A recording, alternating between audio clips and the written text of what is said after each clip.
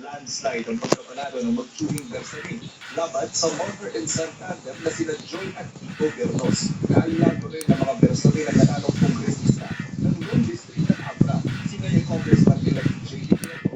Susulong daw niya ang pagpapaunlad sa provincial sa tulong ng palasyo. Brother of the unit of governor,